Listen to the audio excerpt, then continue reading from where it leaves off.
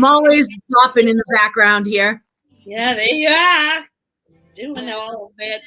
How are you? Witches run on Duncan.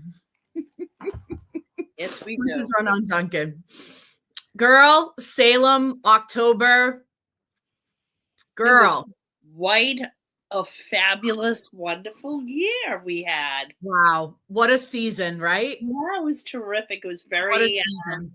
it was fun. We had a great time. Everybody loved it. We had so many different visitors from all over the world. And I gotta say, November is proving to be rather busy as well. Because on the groups, they've all been telling each other, go in November, go in November. It's quieter, it's quieter.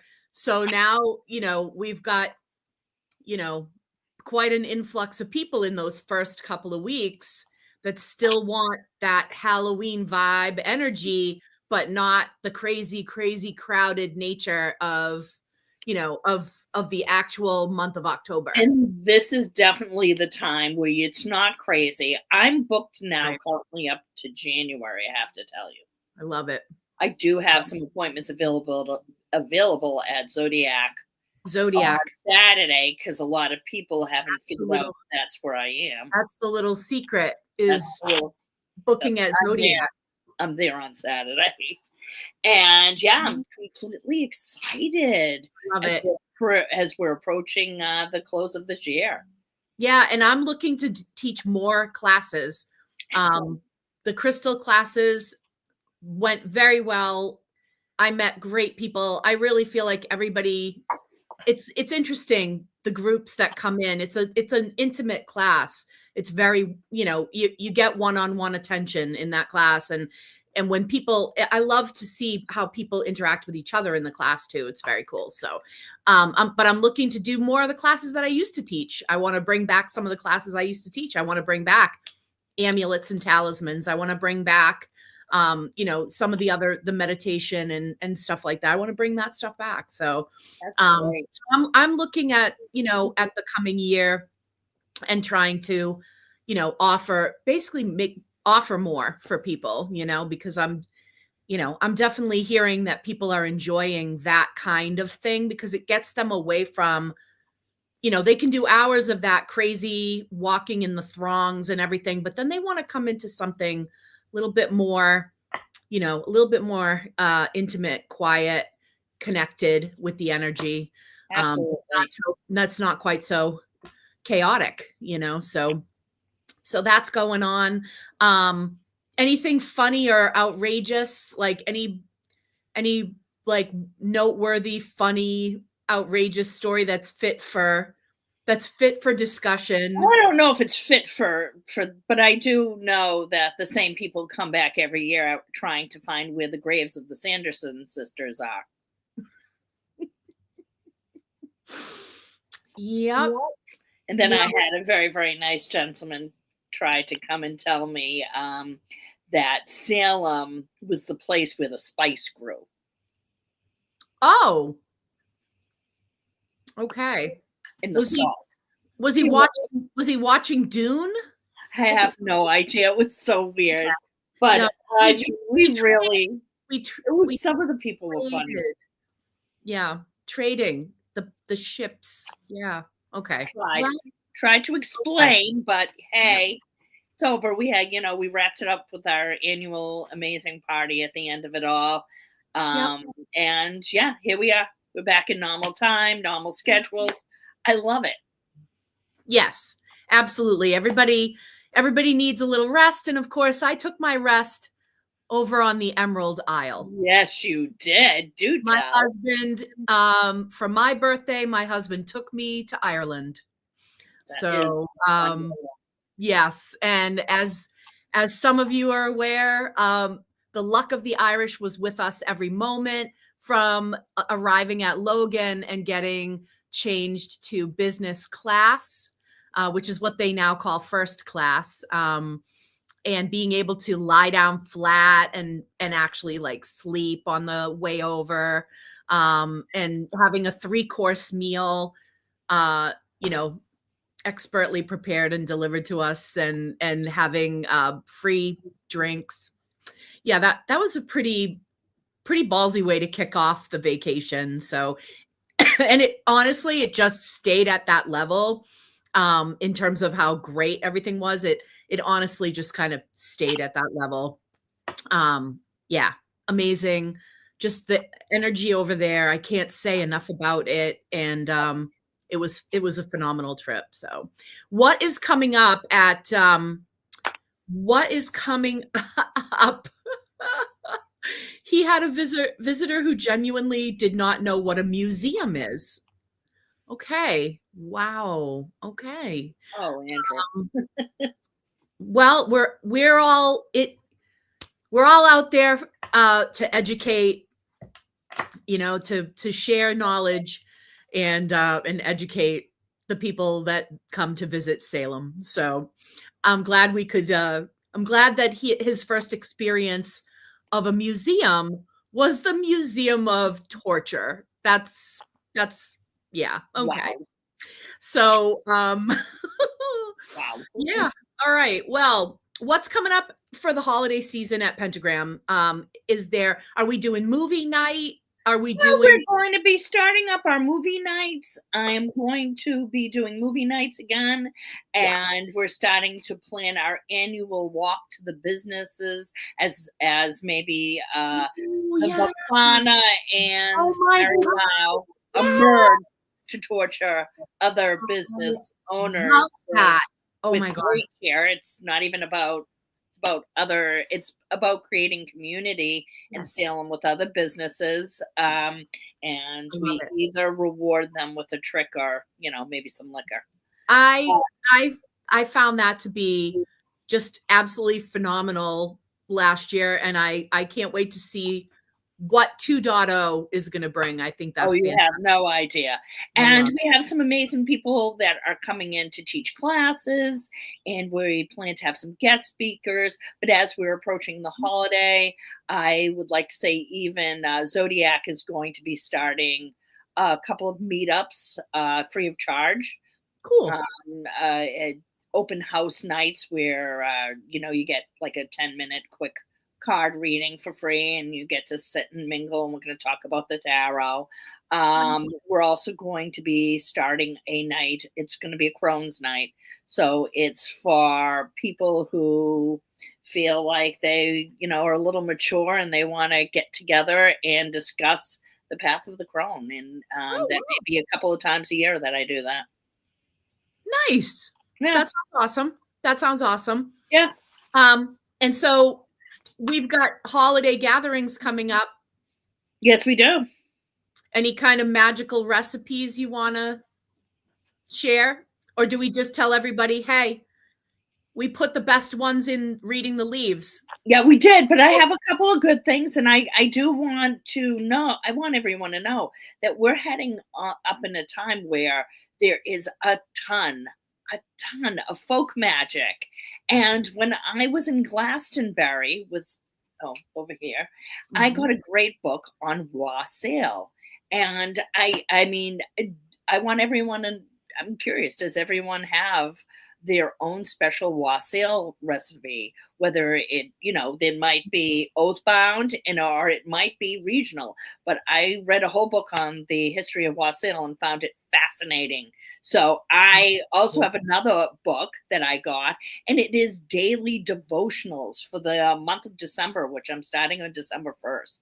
And I can't wait to share it with everybody on whether it's TikTok I'm going to, or just my Facebook page. It's, Awesome. I love that. I love that. So, let's see the tarot card for the coming month. Okay. What are we looking at for the coming month? This is a random grab. I just picked it up and just reached out to Lou. So this is about as true blue as you can get. And I thought it was very appropriate because once, with the 6 of Wands, we received the riches and the rewards as we just ushered in with goodness. And now we might be facing a little bit of competition, but we're still on top. We remembered that we are in a position in our lives that we might be challenged. And, we've worked so hard to get where we are right now. We worked really hard. So this constant need and strive for success, listen, and be wearing of like maybe even a little bit of tenseness between everyone. But Yes. but if you sit and stand tall and you put yourself, you're the one who climbs that mountain. You got to stand there and you got to defend what you've created in your own life. Okay. And you can't allow yourself and pressure to bring you down. All right. Yes. You Absolutely. have to voice your opinion. These are all things you have to be prepared to be strong, even if it's hard, even if hard conversations, there's a way to do it. If you look at this card, he's really not hitting anyone. He's not striking out or lashing. He's standing strong for his belief, okay?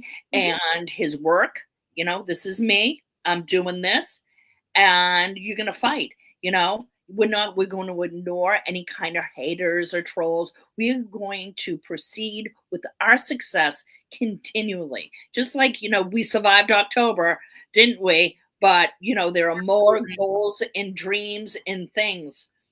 It's also a great time to start something new. This is where we have to look at our self-confidence and don't doubt ourselves. We have to persist and stay strong and determined. Keep fighting for what you believe in, and don't let anyone oppose you. The most important thing during this time also is not to let things weigh you down. Make sure you have a little self-care. There's a way that you can pause, take care of yourself, and still don't let external pressure affect you health-wise. All right. I kind of got up in this little thing where I was work. What I'm staying away from? Work right now. I'm going to work on me today. I'm going to go for a walk. Yes. Yeah, I'm going to go for a walk. I'm going to get my nails done. I'm going to take care of what matters to me, because you know what? That gives me the strength to stay up on that mountain. That gives me the power to fight back any opponents. That gives me the ability to navigate any kind of competition or ego that's coming from me from other people. Yes. Yeah. Absolutely. And one thing that's always struck me about this card, because it looks like there's, a battle, right? Like you'd say, oh, this looks like a battle is happening, right? Mm-hmm. Literally. Yeah. So one thing that always struck me was, if you look, you don't see who's holding the other staffs. Yeah. So that's very telling, because it's saying, do you even know who is holding the staffs against you? So it's always like, check out who's in your boat and make sure they're rowing with you, not drilling holes while you're not looking. So it's like, know what is in alignment with where you're going and know what is not. And it might not be who you think it is. So, we've talked a lot about the evil eye and how sometimes it comes from very, very close to you, whether on purpose or not. And so this card always makes me go, because we don't see who the opposition is. We just see the opposition. We just see the weapon, but we don't see the person holding it, right? The other thing that always struck me about this card is he's not dressed like, there are people in this deck that are in a full suit of armor. One thing that he has going for him on the defense, because it looks like he's on the defense, is his flexibility. He's not in that full plate armor. He's in something that allows him to bob and weave and dodge and parry and do all these things, so that even though it looks like he's got multiple opponents coming at him, his ability to change up, his flexibility, his adaptability, his ability to think on his feet. We literally see him standing on his feet. His ability to think on his feet and make these actions, because let's face it, wands is about actions, not thoughts. So the time for just planning is over. This is the time for acting. Wands are about action, not just thinking. It's actually about doing. And so seeing him, he's ready. He's ready for a lot, and so that's a statement too. It's like the time for just sitting and thinking is over. The time to actually get off your butt and act is here. That's the other thing. So yeah, I'm liking this card as a choice for today. I think I liked it. I thought it was really, really good. Sometimes I like read out of one of the books, one of the tarot books, because I have 1 million. I was trying to think of one in particular I pulled out just to kind of figure out what the heck, what would this mean? What did this mean for me this morning? So this morning I was looking at one of the things it said is it's like, you defend your successes, defend them, defend your territory. What is yours? Yes. It's protecting what you worked so hard for. Absolutely. It's persevere and go on. And they were saying, and I like your definition because and when they were like, oh, he might have been caught unprepared. I don't know if that's the case, because if he was unprepared, he wouldn't have been able to make such a powerful stance. He wouldn't be in that position to fight, because I want to say, dressing for a battle, it's important. But this is where you learn. You learn how to fight. You learn. So his brain was already ready to go and to defend. What are you willing to defend? What is it? It's knowledge. Knowledge is the biggest power. It's not in how we dress. It's not in how we are. Those are just things that help us. Exactly. And we don't see different weapons, we see that the opposition has the same exact thing. It's not like he, brought a knife to a gunfight. It's like there's some sense of sameness there. And so it's like, okay, definitely time to use all that strategy that you've learned. Basically put things into action now. Put Absolutely. things into actual action. Get your action plan in motion. Absolutely. Actually do. So good. All right. So I want to talk about the stones. Since today we're talking all about the planets, I wanted to give you a little rundown of some of the planetary stones that I think basically everybody, if you are going to work with the planets, these are the stones I would really, really recommend. For the sun, depending on what you're working on, like depending on what you're trying to achieve by bringing in the energy of the sun, two of my absolute favorites for the sun are citrine and pyrite. So when we're talking about the projects that we're doing and we're talking about either opening up our mind and like and the growth aspect of the sun with regard to some of the creative some creativity and the growth aspect, citrine is amazing. Also for the success, and pyrite as well. But of course, on the financial side, pyrite is really associated very strongly with the sun. And so when you're doing your business or when you're, whatever it is, a project that you're doing that you want to be successful, if it has to do with finances at all, definitely bring in that pyrite. But, but citrine is like it's almost like you captured the sun, you know what I mean? It just got that solar vibe. I just feel like it's like sunbeams in my hand. So it's like always with the sun, citrine, and of course, pyrite, I love. The moon, again, depending on what you're working with, if you're connecting with that goddess energy, maybe you're leaning towards moonstone. If you are working with the moon from a psychic standpoint, I would go with amethyst. the colors of the moon are silver and purple. And so those are perfect. But also amethyst is just such a psychic powerhouse.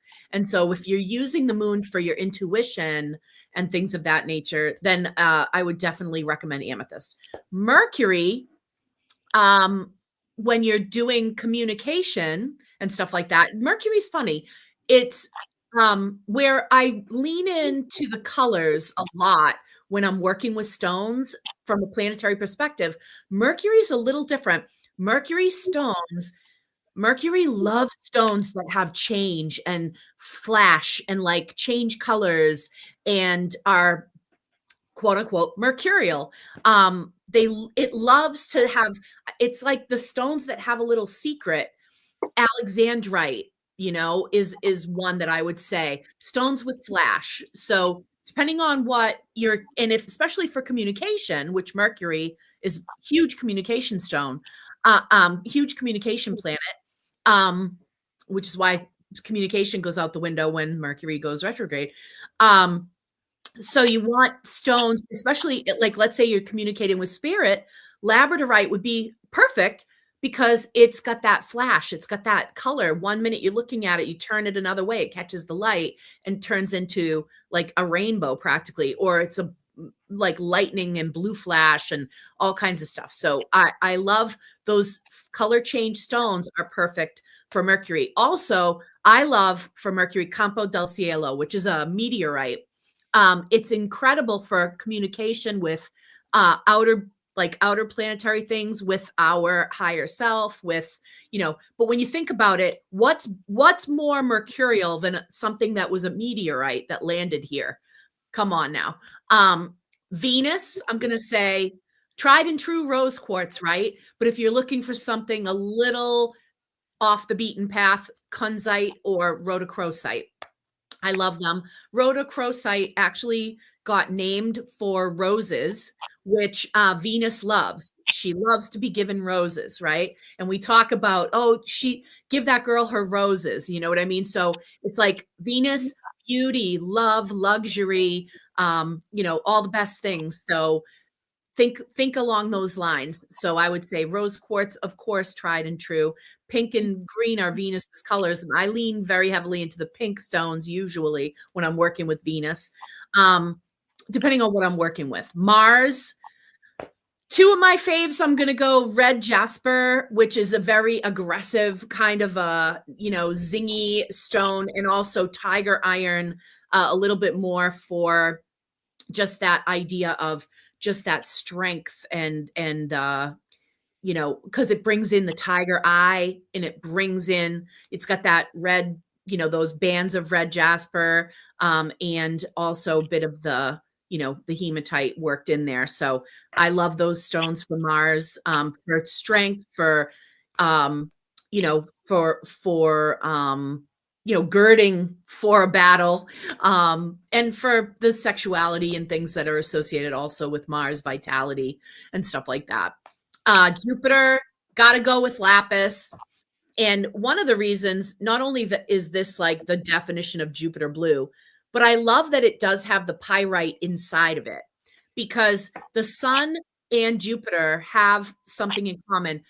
The sun with growth and Jupiter with expansion. So the idea of bigger and better and more, and like, especially when it comes to finances, when it comes to, working on gaining status, getting a promotion, raising up in life, raising yourself up.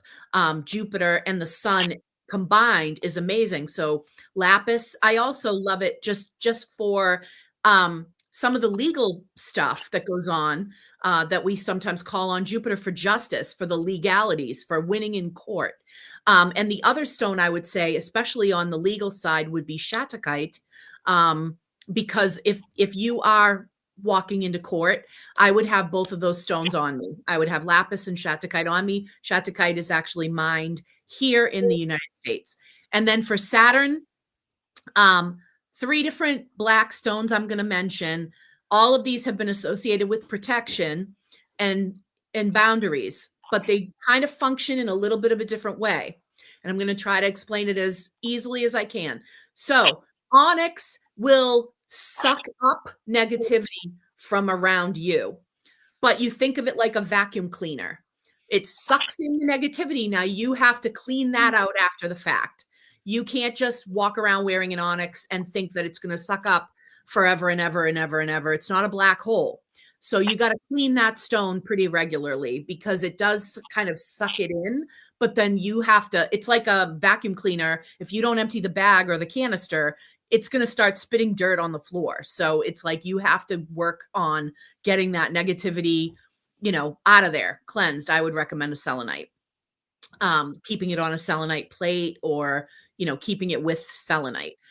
Black tourmaline, on the other hand, just kind of, it's like a bubble that kind of bounces it off of you. It kind of deflects it, but it just sort of, maybe it neutralizes it. Maybe sometimes it even sort of channels it. You can channel it and work it into something better. You know how they say, like, I built my empire with the bricks my enemies threw at me? That's kind of black tourmaline energy. Okay. So that energy is like, if you can transmute it, if you can work with whatever it is, if it's motivating you, if you're watching your haters, trash talk you, and that's motivating you to do better in your life, that's kind of black tourmaline energy. And then obsidian is a mirror. Literally, it was the first mirrors we had, basically, were obsidian, right? So it's a mirror. It's literally throwing that crap back at whoever's throwing it at you.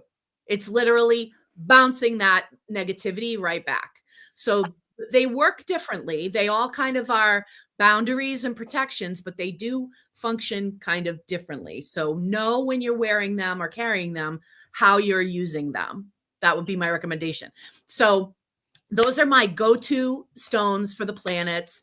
That's the go-to, like, gotta have something for each planet in your toolbox. If you're going to do planetary magic and you're going to work with the planets, I highly recommend working with these stones, placing them with your magic. If you're doing a spell, place the stones, look up lighting the wick.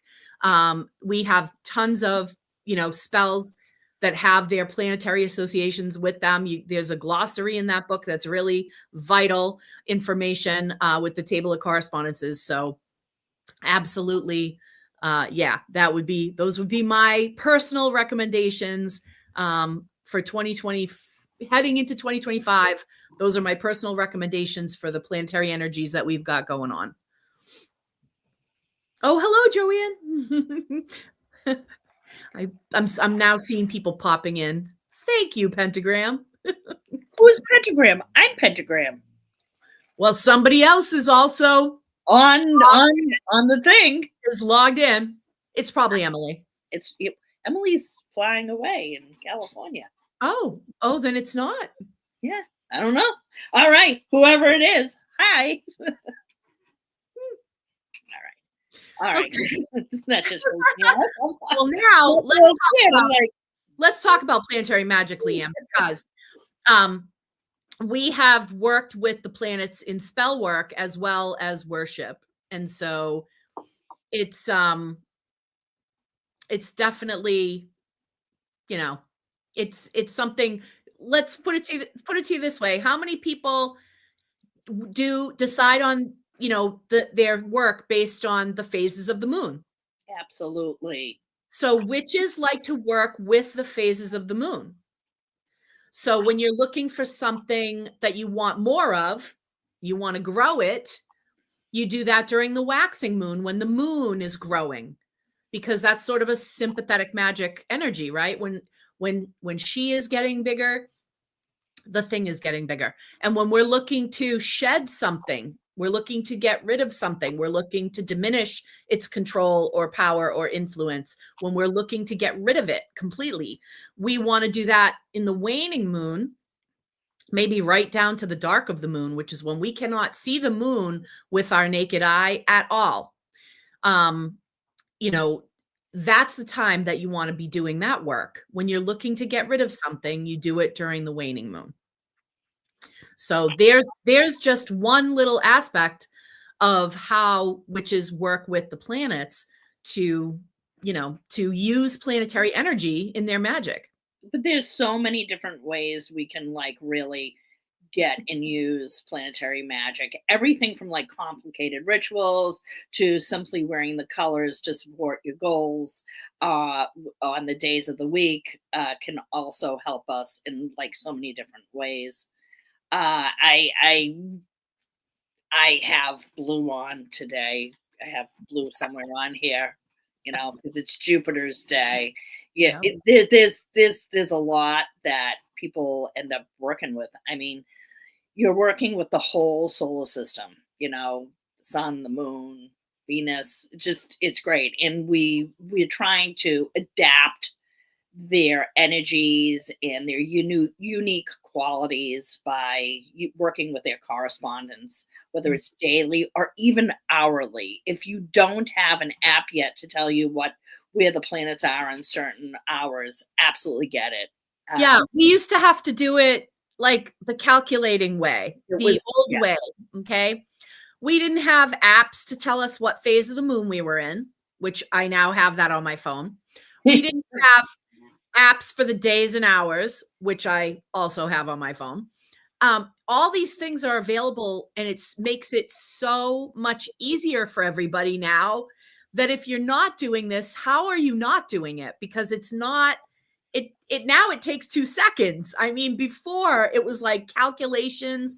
You'd have to look up sunrise, look up sunset, and like then you divide the day, how many hours of daylight versus, oh my god, I can't even, like, It's I a lot, and now we have apps, and I am not ashamed to use them. Okay, so if you're interested in working with planetary magic, if you have a specific need, let's just say like you wanted to increase or help with your communication, then you're going to work with the energy of Mercury, and you're going to want to maybe wear a mercurial stone. Start your day by leaving offerings or burning different mercurial herbs. You can do the same with Venus if you want love and harmony in your life or any kind of abundance. Like burn those roses, wear rose oil. There's so much. Burn your green candles to connect with that energy. I get it. You want to be very specific if you really want a powerful outcome. and so when you look at the 7 days of the week, and you can, you're looking at basically the 7 sacred planets. Sunday, the sun; Monday, the moon; Tuesday, Mars; Wednesday, Mercury; Thursday, Jupiter; Friday, Venus; and Saturday, Saturn. So, when you want to start a working, you'd want to start it on the day, you know what I mean? And especially then you say to yourself, okay, so I want to start working on drawing a new love into my life. So I want to start on a Friday, but I also want to start during the waxing moon because I'm looking for this to grow. I'm looking for this to blossom. I want this to grow in my life. So I want to also take a look at the calendar and figure out when that waxing moon is. Um, or perhaps I'm going to ask right on the full moon for that boon. Um, but either way, it's like when you can get it to align. Now, the other thing that you should look up is an aspectarian.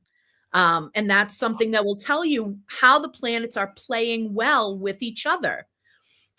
Maybe you're going to get lucky and the moon is going to be in, Libra, or something that's ruled by Venus when you're going to do this Friday working for Venus. And you're like, oh my God, this is how wonderful is this? So it's like you can take a look. If you look up an aspectarian, you can take a look at how the planets are playing well with each other, or maybe they're not playing so well with each other. And you can make decisions on timing based on that as well. That's amazing. One of the things I'm going to be trying to do is also trying to focus where those planets are in my own birth chart. Okay. So we have full moon in Taurus right now. And my Taurus, as I was talking to our Tim earlier, is in the 6th house. So that's health and that's my well being. I struggle with weight loss. This might be a really good time for me to use boundaries with food and really start thinking on those terms. So don't just, you're looking at the day of the week, you're looking, but also look at yourself and where you are before you work in with the planets. And I think it's time to bring Tim into this Yes. conversation. Absolutely. And rather than put the astro forecast up front, I think I want Tim to weigh in on this stuff first, because I want everybody out there to understand how to best work with their own chart and where they're, where the planets are for them when they're doing this work, because that matters too. Right, Tim? Absolutely. And of course, if you know your time of birth, that is when you're going to be able to pull your ascendant and get the full chart. So just assuming we know the time of day and we know our ascendant, finding out what sign that is, looking at the planet that rules that sign, that is the planetary ruler of your chart. So just figuring out even just that, if you're, just for starting, I mean, at least you know your big three. Now we're moving on from the big three, moving on to the planetary ruler, right? So for me, I'm just going to use myself as an example. I was born with a Cancer ascendant. So the ruler of my chart is the moon. So you would think that, the moon magic is only for women, but I work a lot with the moon because it's the planetary ruler of my chart. So I do follow the phases of the moon. Obviously, you guys that follow me on Facebook see me posting about the moon and how it influences us. When the moon's in a water sign, hey, great time to water our plants, everybody. Or when it's in an earth sign, I try not to water when it's in an air sign or fire. Fire is good for weeding. Air is for giving it a breath of fresh air, right? But so even little things like that, working with the moon magic. But the other thing about your planetary ruler is that to find out more about it is you want to find out if it's placed well or if it's not placed well. So for example, I have my moon is in the 6th house. 6th house is not a great placement, but I was born at the peak of the full moon, right on the dot. And so that is the highest phase of the moon. And it's a moon opposition, and my moon is conjunct Neptune, the planet of dreams. And moon is also connected to our dreams. So any kind of dream work is great with working with the moon energy as well as Neptune, of course. So those things add to the my moon being well placed in my chart, and it is also my ruler. So I work very well with moon magic, following the phases of the moon, like you girls said, also following the types, and then paying attention to what sign it is. So I have my moon in Sagittarius.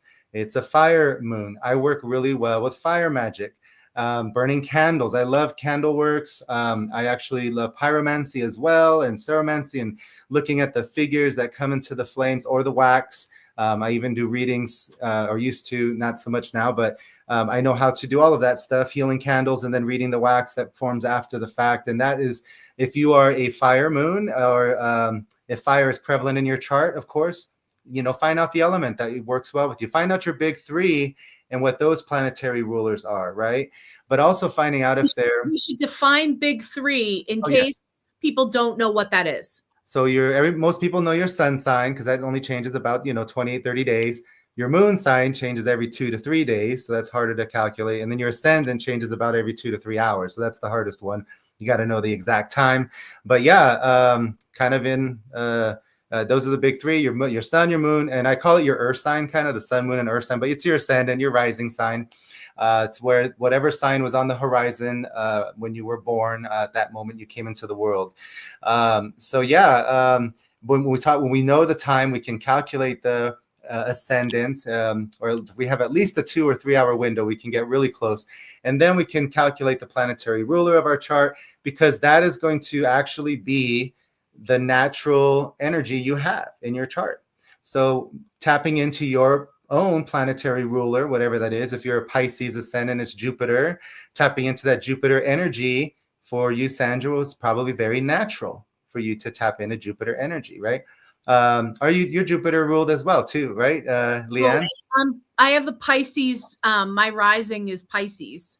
Yes. So the traditional ruler of Pisces would be Jupiter, right? Yes. Yes.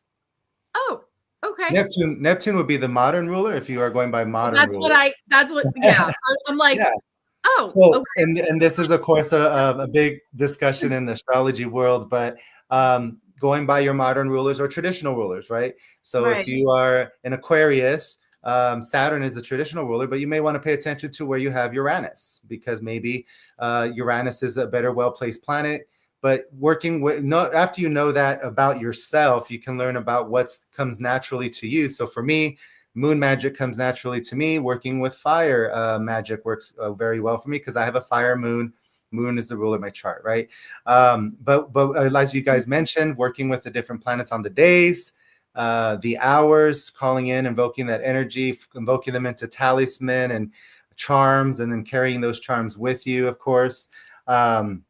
Oh, I wanted to mention about just talking about the planetary ruler. So let's say your planetary ruler is not well placed. So if you are a Scorpio or an Aries rising, your ruler is Mars, and you have Mars in Taurus or Libra, it's in detriment. If you are a Taurus or a Libra rising, and you've got your Venus in Scorpio or Aries, that's not a well placed, right? Jupiter or Pisces, I'm sorry, Pisces or Sagittarius, if your Jupiter is in Gemini or Capricorn, and we can go down the list. So if you find that your planetary ruler is not well placed, what that means is that you probably may naturally find yourself in positions where you feel awkward or out of place. And this could attribute to some of the kind of confidence level that you may or may not have.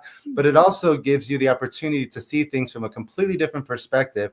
You can still tap into that energy of the rule of your planet. So let's say you're a Taurus ascendant. You've got Venus and Aries, so it's not the greatest placement. You can still tap into that Venus energy when Venus is in Taurus or when Venus is well placed, and draw on that energy, and just consider it like you're taking a scenic drive to get to that Venus energy. If Venus is your ruler, so you're starting off on the opposite end, and it's going to make you more well-cultured, more wise, more well-traveled when you finally get to that planetary energy that you're focused on. So I like to position it that way if you find that you do have not the greatest placement of your planetary ruler. And the other thing I will say is looking at your chart, you might need to get to an astrologer for this, but find out what planets are well placed in your chart and are working well. For example, I know someone who is a Taurus ascendant, their Venus is in Aries, but they have a really well placed Jupiter. It's at like the highest point of their chart, and it's in a really nice placement degree, and they have a lot of luck with authority figures and just gaining favor when it comes to authority figures. So there you go. Tapping into that Jupiter energy for that person can actually maybe work better with their natal chart. So sorry to go off on a tangent here. But yeah, you guys wanted to add anything on top of that? Well, basically I'm thinking to myself, a lot of people may or may not know. I mean, are we all on, oh my gosh, what the heck is the name of it again? The astrology one that we're all on together. Yes. CoStar. Oh my God. I'm like, oh my God, I'm drawing a blank. So CoStar can help you, plug yourself in. And then when you connect with your friends on CoStar, it can show you how your compatibility what's going on in your chart is going on, in the day. Compatibility, but like on the daily, on the daily, like you can just tune in and be like, oh, okay, it's going to make a statement about me and Leanne today, but tomorrow it's going to be about, me and Leslie or whatever. So it's like, you don't get a rundown every single day of every single person, but that's because not every day are you having aspects that are in, sort of in alignment. Right. Oh, yeah. So it's gonna give you a little bit more. I feel like it helps you understand how this stuff goes in the day to day. Like we can sit there and forecast, major things that affect the grand scale of everybody here. But in the nitty gritty, it's going to be, I think it helps people get literate about this because if you have an app and it's fun and it gives you little messages to send to your friends and stuff, it gets you a little bit more it gives you a little bit more understanding because it's a little more immersive for you. So it's like you can actually be like, oh yeah, you and I both have our, whatever, our both of us have Venus in Virgo or whatever. So like you can have conversations with friends about it. And the only people that are on there are the people that are interested in it, or they wouldn't bother signing up, right? So yeah, I didn't know that was a feature. I'll have to check that out. But I know it'll tell me. And are you on it? Are you on Costa? No, I have not. I'm gonna get on it. It's fun. I like it. Well, I know, and finding for getting your chart done by an actual astrologer. But it's just a little fun daily social. It literally tells me to go eat pancakes with Sandra. Sandra and you are very compatible today. Looks like you can rule the world. You and Sandra should be eating pancakes on a Friday. Yeah, rule the world, stilettos. I mean, it's just so cute. And you get these little like messages, and it'll tell me it's like, you may not want to talk to this person today. They have you know what? Lay low for a couple of days. Don't be a nag. Why are you up there, ass? Back off. Yeah, that's cool. That's really cool. I'll have to check that out. But fun. You were talking about elements a moment ago, and just again also knowing your elements that and if you're and like if say like I know your chart, Sandra, so I know that me and you have a water ascendant, an air sun, a fire moon, and both our Venus and Mars are an earth sign. So we, when you have a balance of all the different elements, it does give you more opportunities to basically work with whichever element you feel comfortable with. But if you find you have a lot of air in your chart, maybe try working with air energy or, incense or stuff like that. So definitely I wanted just to mention about working with the element as well. But yeah, just... what was taking a look at where your big 3 or maybe your core 4, if you include Venus, because that's been coming up a lot more lately. The social landscape is like people have been talking a lot more about dressing for your Venus sign, turning your aesthetic into your Venus, leaning into your Venus sign for your aesthetic. So that is exactly a perfect example of what we talk about, tapping into the energy of that planet. Yes. So, but I would say, maybe not dressing like your Venus sign works for everybody. So find the planet that actually is really well placed, or your planetary ruler, because that one is actually going to really matter. But yeah, dressing like your Venus, obviously Venus is going to be attracting. So if you want to focus on the love energy of your own Venus sign, that yes, absolutely. Could be great for yes. Sorry to jump in. That's one of the like. So I guess I'm curious. So my Venus is in Leo. What am I supposed to wear? Just like lights, day. Well, fire. Something fiery. Red. I like red. A lot of times with Leo, they're saying like things that draw attention to your best features, like play up, the attention and stuff like that. Yeah, there's a whole thing. If you go out there, I'm gonna find that. There are all these people that are talking about like, what does it look like to dress for your Venus sign? I do get compliments when I've worn green, which is associated with Taurus. So that makes sense now. It makes sense for me because Sean Poirier told me that I was the only witch that should wear brown. True. Which is associated with your sign and earth energy. He wasn't wrong, but no, like he was like, Sandra's the only one who can wear brown. Like it was hilarious, but it's so true. But like when I wear greens and browns, like earthy, the kind of muted neutrals, the earthy stuff, I get a lot of compliments on the greens and the blues. Like if you look at the planet from the distance, those are the colors I should wear, right? So it's like earthy colors, like the colors of the ocean, the colors of the grass, the colors of dirt, like all of that, the colors in the trees, like that's how I should be dressing. And I am a soft autumn. I have had my colors done by 2 different completely separate people. Both of them came back with the exact same thing, which is that I'm a soft autumn. And so those earthy tones and the greens and blues and the earthiness, that is in that's what they told me to wear. And the neutrals in the earthy neutrals. And I'm like, there you go. It's astrologically sound. It's, it is, it works. So anyways, and building upon that natural, like, make your home comfortable too, in the Venus way. Like, lean into your Venus when you're doing your home and your creature comforts and your, like, set up your house that way.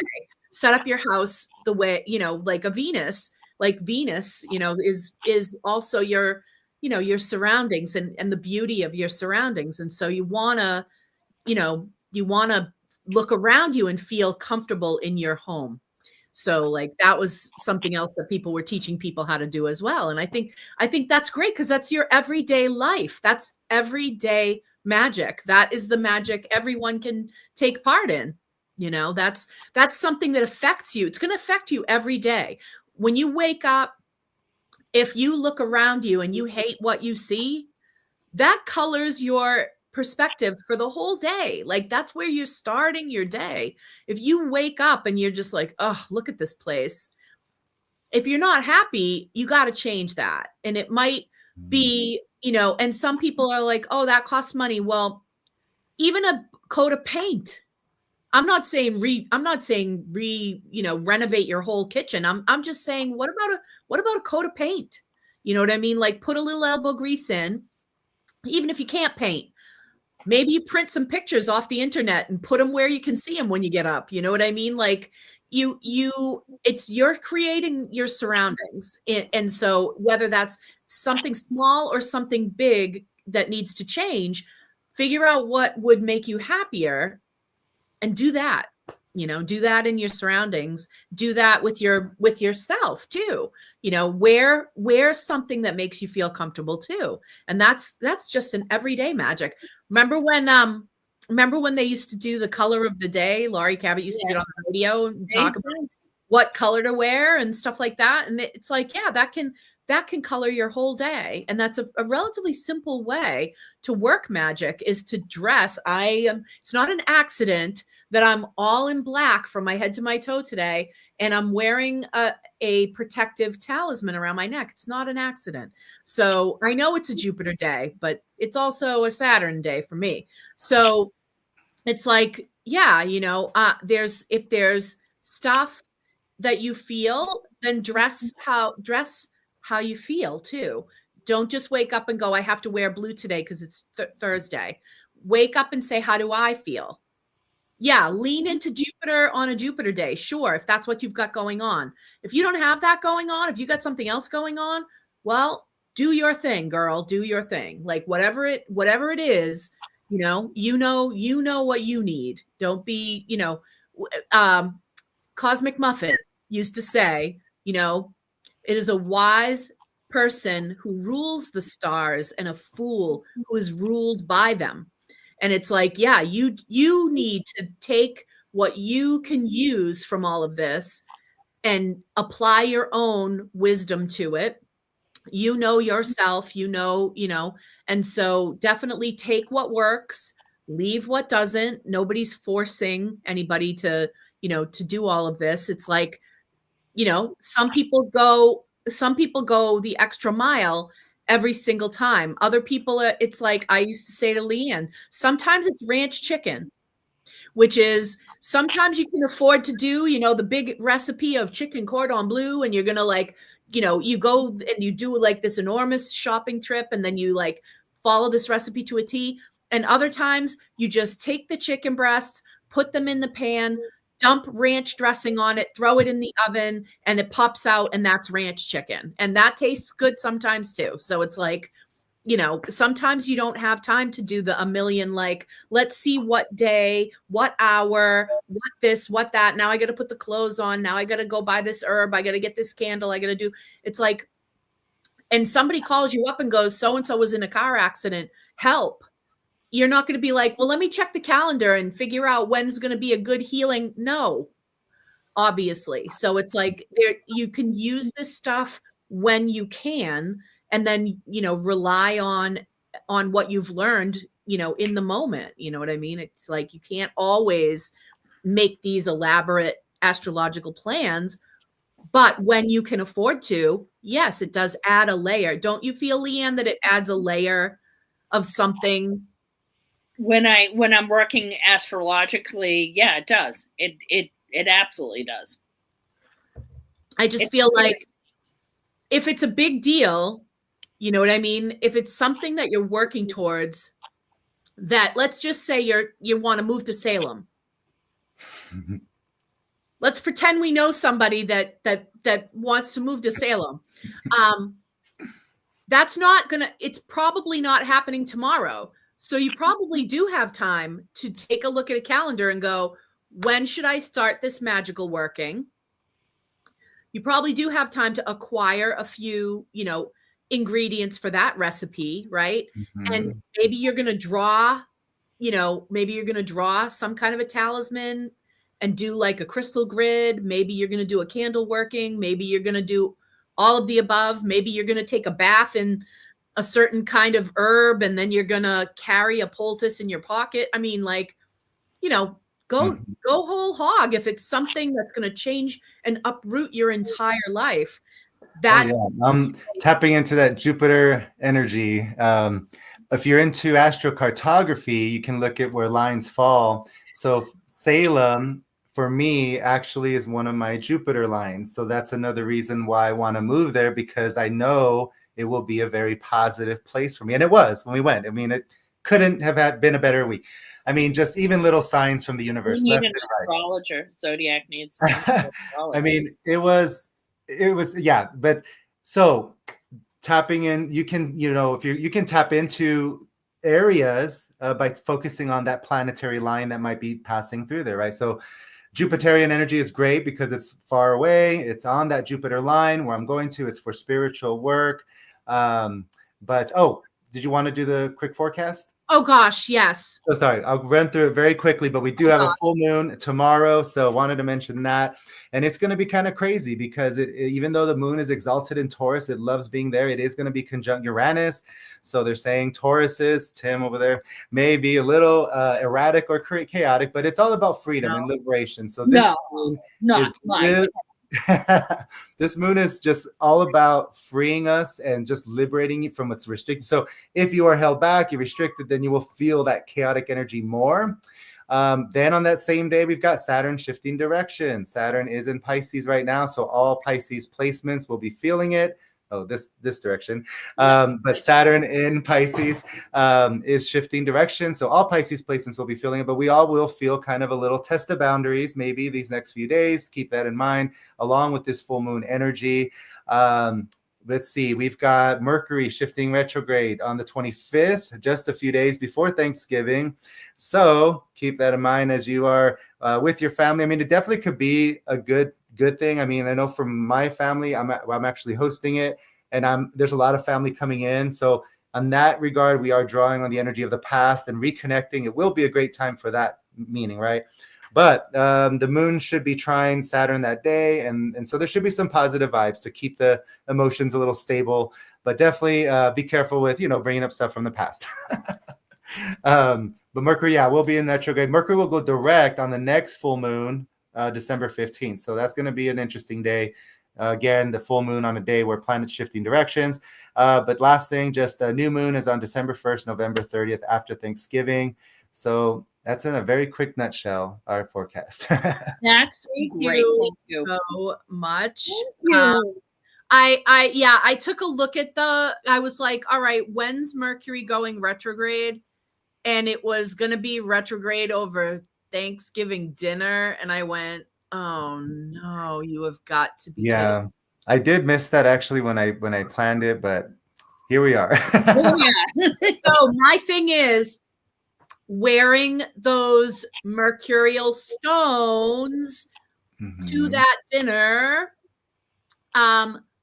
Look up the herbs that are associated with Mercury and cook something with those herbs in there. Like please Mercury, be good, right? Like, That's a really good idea. Please Mercury, like, I'm acknowledging you. I'm, I see you, and appease, maybe you're doing like an offering, you're appeasing. So you make something wonderful and delicious and leave a little offering. You say like, yeah, okay. So wear those mercurial stones. It's funny because Mercury rules Gemini, right? And Gemini everyone's always like, oh my God, you're two people, like the twins. You're this way and then you're that way. And that's why I love those stones that have that color shift change. Because that's, Mercury loves that shit. It eats that. Not everybody does this, but like, since I am a Gemini ruled by Mercury, I don't do as much spell work during Mercury retrograde, but that's just a personal thing. That doesn't mean you have to. Some people are like, try to prove Mercury retrograde wrong by deliberately doing stuff. I don't recommend testing any of the planets, but yeah, it's so it's all personal, whatever works for you as well. But yeah, I just lay low. I still do my stuff, but just not as much. Right. All right. Well, it is 1:11. For people that love their angel numbers, people that love their special numbers. So it literally just turned right after I said that. So we'll see everybody next month. Bye. Stand your ground, even at Thanksgiving dinner, but pick your battles, right? So like, it's not worth it. Harmony, wear some sodalite. Peace and harmony and good positive communication. That'll help counteract the Mercury retrograde as well. Awesome. You guys. Well,